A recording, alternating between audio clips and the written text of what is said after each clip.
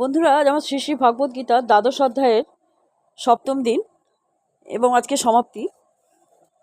আমি পড়ছি, আপনারা শুনুন।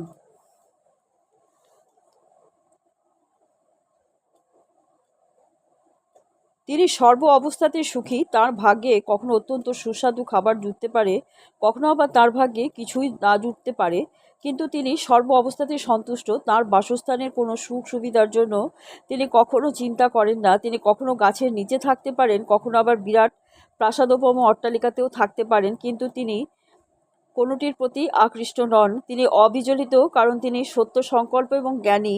এইভাবে ভক্তের গুণাবলীর বর্ণনায় মাঝে মাঝে পুনরুক্তি দেখা দিতে পারে, কিন্তু এই সমস্ত সদ্গুণ ব্যতীত কখনোই যে শুদ্ধ ভক্ত হওয়া যায় না, এটা বুঝিয়ে দেবার জন্যই তা করা হয়েছে। হরাব ভক্তস্য কুত মহাদুগুণা। যিনি ভক্ত নন তার কোনো সদ্গুণই নেই। যিনি ভক্তরূপে পরিচিত হতে চান তার পক্ষে এই সমস্ত সদ্গুণগুলি অর্জন করবার জন্য তাকে বাহ্যিক প্রয়াস করতে হয় না। কৃষ্ণ ভাবনে মগ্ন হওয়ার ফলে, ভগবান শ্রীকৃষ্ণের সেবা করার ফলে আপনা থেকেই তার মধ্যে এই সমস্ত গুণগুলির বিকাশ হয়। শ্লোক: যেতু ধর্মামৃতমিদং যথোক্তং পর্যপার্শ্বতে শ্রদ্ধধানা মৎপরমা ভক্তাস্তে হতিব মে প্রিয়া। শ্রী প্রভুপাদের গীতার গান। এই শুদ্ধ ভক্তি যে বা করিবে সাধনা, অমৃত সে ধর্ম জানো জড় বিলক্ষণা। তাহাতে যে শ্রদ্ধাযুক্ত অনুকূল প্রাণ, অত্যন্ত সে প্রিয় ভক্ত আমার সমান। অনুবাদ: আমার প্রতি শ্রদ্ধা সহকারে যারা আমার প্রদর্শিত ধর্মামৃতের পর্যুপাসনা করেন তারাই আমার ভক্ত, তাই তারা আমার অত্যন্ত প্রিয়।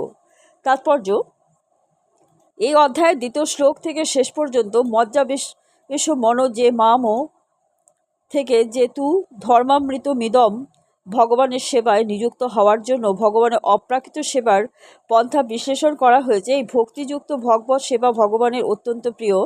এই সেবায় যিনি নিযুক্ত হয়েছেন, ভগবান তাকে তার আপনজন রূপে গ্রহণ করেন। অর্জুন ভগবানকে প্রশ্ন করেছিলেন যে নির্বিশেষ ব্রহ্ম উপলব্ধির পন্থা অবলম্বন করেছেন যে অব্যক্তবাদী, এবং অনন্য ভক্তি সহকারে পরম পুরুষোত্তম ভগবানের সেবা করেছেন যে ভক্ত, এই দুজনের মধ্যে কে শ্রেয়? ভগবান তার উত্তরে তাকে স্পষ্টভাবে বুঝিয়ে দিলেন যে ভক্তিযোগে ভগবানের সেবা করাটাই হচ্ছে সর্বশ্রেষ্ঠ পন্থা।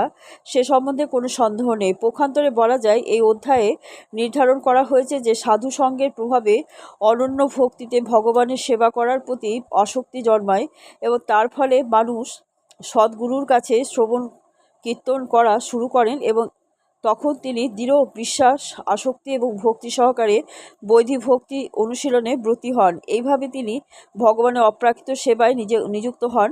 এই অধ্যায়ে এই পন্থা অবলম্বন করার পরামর্শ দেওয়া হয়েছে। তাই আত্মোপলব্ধির জ্ঞান লাভের জন্য পরম পুরুষোত্তম ভগবানের শ্রীপাদপদ্মের আশ্রয় লাভের জন্য ভক্তিযোগী যে পরম পন্থা, সে সম্বন্ধে কোনো সন্দেহ নেই। ভগবানের অব্যক্ত যে রূপ উপলব্ধি করার পন্থা এই অধ্যায়ে বর্ণিত হয়েছে, তা কেবল আত্মোপলব্ধি লাভের পথে একান্ত প্রয়োজনীয়। আত্মসমর্পণের সময় পর্যন্তই অনুশীলনের পরামর্শ দেওয়া হয়েছে। পক্ষান্তরে বলা যায় যে যতক্ষণ পর্যন্ত শুদ্ধ ভক্তের সঙ্গে সঙ্গ লাভের সুযোগ না পাওয়া যায়, ততক্ষণ পর্যন্ত নির্বিশেষ ব্রহ্মজ্যোতির ধ্যান করা লাভজনক হতে পারে, কিন্তু ভগবানের সবিশেষ রূপের ভক্তিযুক্ত সেবাই হচ্ছে পরম প্রাপ্তি। পরমেশ্বরের নির্বিশেষ অব্যক্ত রূপের উপাসনায় ভক্ত কর্মফল ভোগের আশা পরিত্যাগ করে ধ্যান করেন এবং জড় ও চেতনার পার্থক্য নিরূপণ করার জ্ঞান অর্জন করেন। শুদ্ধ ভক্তের সঙ্গ লাভ না করা পর্যন্ত এই পন্থার প্রয়োজনীয়তা আছে, কিন্তু সৌভাগ্যক্রমে কেউ যদি সরাসরিভাবে অনন্য ভক্তিতে ভগবানের সেবা করার সৌভাগ্য অর্জন করেন, তাহলে তাকে আর ক্রমোন্নতির মাধ্যমে পরমার্থ সাধনের পথে এগোতে হয় না। ভগবদ্গীতার মধ্যভাগের 6টি অধ্যায়ে সুস্পষ্টভাবে বর্ণনা করা হয়েছে যে ভগবত ভক্তি অত্যন্ত সহজসাধ্য।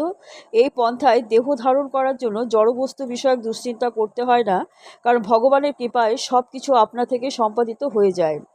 ভক্তি বেদান্ত কহে শ্রীগীতার গান, শুনে যদি শুদ্ধ ভক্ত কৃষ্ণগত প্রাণ।